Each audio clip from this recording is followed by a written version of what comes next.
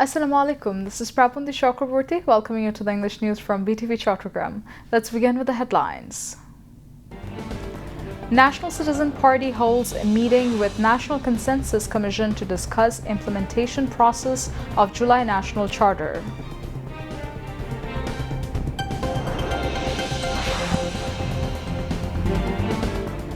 Bus rapid transit project from Ghazipur to airport in Uttara of ousted Sheikh Hasina government becomes symbol of corruption and wastage.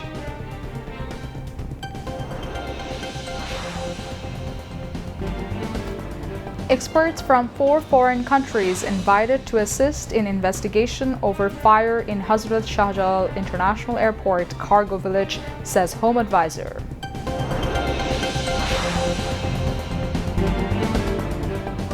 Top 10 round of Notun Kori, BTV's popular talent hunt show, going on to continue till October 29th.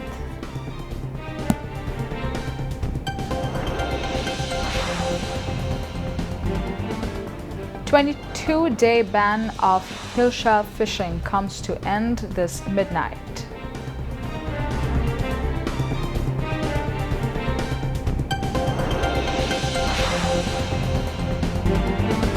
Main Palestinian factions, including Hamas, agree on independent committee of technocrats to run post-conflict Gaza.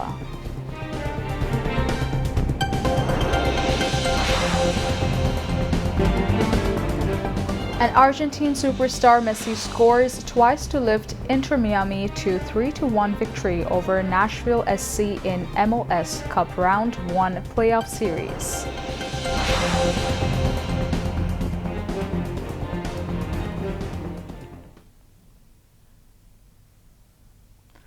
Viewers, those were the headlines. Now moving on to the details. The National Citizen Party (NCP) held a meeting with the National Consensus Commission to discuss the implementation process of the July National Charter. The meeting took place in the LD Hall of the Jatiya Shongshud Bhavan this morning. A 5-member delegation led by NCP member Secretary Akhtar Hussain attended the meeting with the Commission. Commission Vice President Professor Dr. Ali Riaz and other members were also present at the meeting. After the discussion, NCP member Secretary Akhtar Hussain told reporters that they had urged the chief advisor to issue a constitutional order for the effective legal implementation of the July Charter.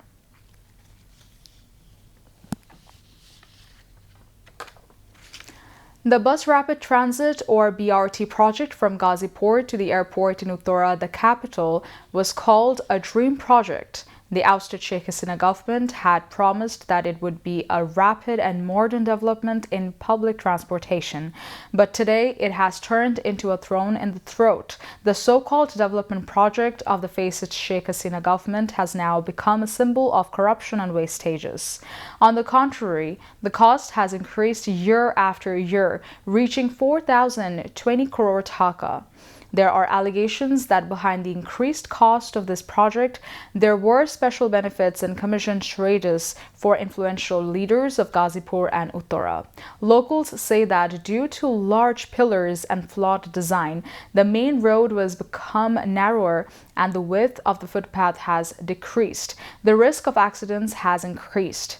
Traffic jams occur both below and above. The passengers have to risk their lives to reach the middle sections. Buses remain stuck for hours due to wrong U-turns and incorrect station designs. At the same time, incidents of snatching and robbery have also increased. Public transport expert Haidul Zaman said that the Tongi Bus Rapid Transit project has destroyed an important highway. Home Advisor retired Lieutenant General Jahangir Alam Chaudhary has said that experts from 4 foreign countries, including China, have been invited to assist in investigating the fire incident at the cargo village of Hazrat Shahjalal International Airport. He made the remarks while talking to reporters after visiting the fire site at the airport's cargo village this afternoon. The Home Advisor said there was no lack of effort on the part of the fire service as they worked tirelessly to bring the blaze under control in the shortest possible time.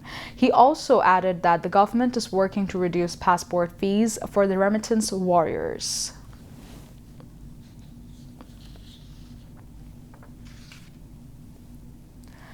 The top 10 round of Northern Korea is going on and will continue until October 29th. After the nationwide selection and final screening, 279 contestants have made it to the main stage. Competitions are being held in 4 categories: acting, dance, modern songs, and Nozru songs. On the second day, 43 contestants took part in the performances. The children's faces reflect a mix of joy and nervousness as everyone tries their best to impress the judges with their performances. From this stage, the top 5 contestants from each category will move on to the grooming and final rounds. With vibrant stage decorations and enthusiastic participants, the Northern Korea studio is filled with excitement. The judges, too, are delighted by the outstanding performances of the young talents. The top 10 round of Northern Korea will run continuously for 6 days, after which the contestants selected for the grooming round will be announced.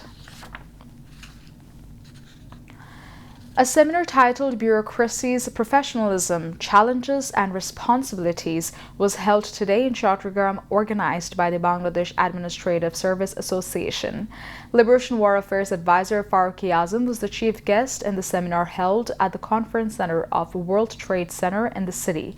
He said, "The next polls is very important for the sovereignty of the country. The government wants to hold the elections in a collectively festive atmosphere with the involvement of the people. There will be no instructions from politicians at the field level like before in the elections." The advisor commented that there would be no context for engaging in any anti-people activities. Chattogram Divisional Commissioner Dr. Muhammad Ziauddin presided over, while Chittagong University Vice Chancellor Professor Dr. Yahya Akhtar was the chief analyst in the seminar. Bangladesh Administrative Service Association President Muhammad Nuzrul Islam, Secretary General Sharaf Uddin Ahmed Chaudhuri, Professor of Public Administration Department of Chittagong University Dr. Amir Muhammad Nasrullah, and Deputy Commissioner Saiful Islam, among others, addressed the occasion. Joint Secretary of the Ministry of Home Affairs Dr. Muhammad Mizanur Rahman presented the keynote paper in the seminar.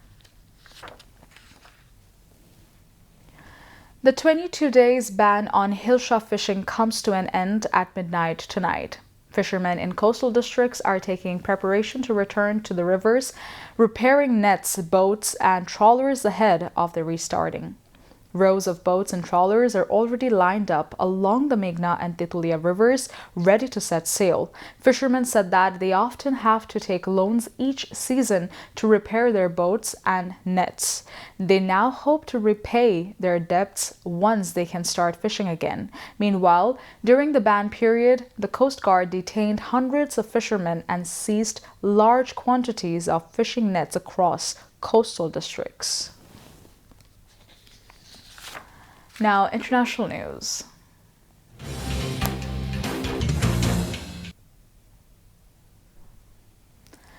The main Palestinian political factions, including Hamas, said on Friday they had agreed that an independent committee of technocrats would take over the running of post-conflict Gaza.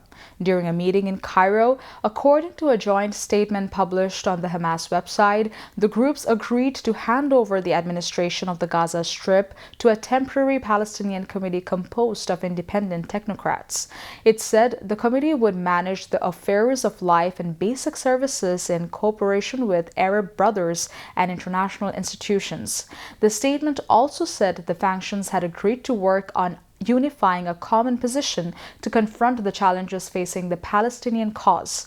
It called for a meeting of all forces and factions to agree to a national strategy and to revitalize the Palestine Liberation Organization, PLO, as the sole legitimate representative of the Palestinian people.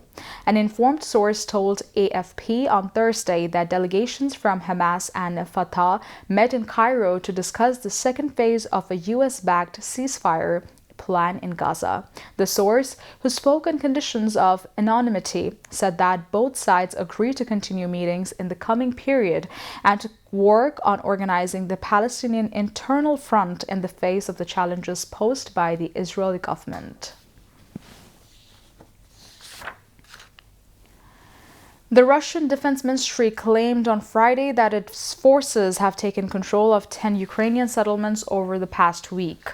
The settlements are located in the Donetsk, Dnipropetrovsk, Kharkiv, and Zaporizhzhia regions, according to a ministry statement. In response to Ukrainian drone attacks, Russia reportedly conducted 1 mass and 6 group strikes against Ukrainian military-industrial enterprises and the energy facilities supporting them. The ministry claimed that 22 military warehouses were destroyed in Ukraine during the same period. According to the statement, Ukrainian air raids were repelled with 1 Su-27 fighter jet, 4 cruise missiles, 18 guided aviation bombs, 15 HIMARS rockets, and 1,441 drones shot down over the last week.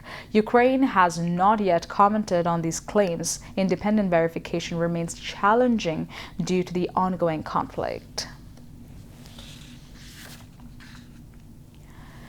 Venezuela's President Nicolas Maduro has accused the U.S. of fabricating a war after it sent the world's largest warship towards the Caribbean in a major escalation of its military buildup in the region.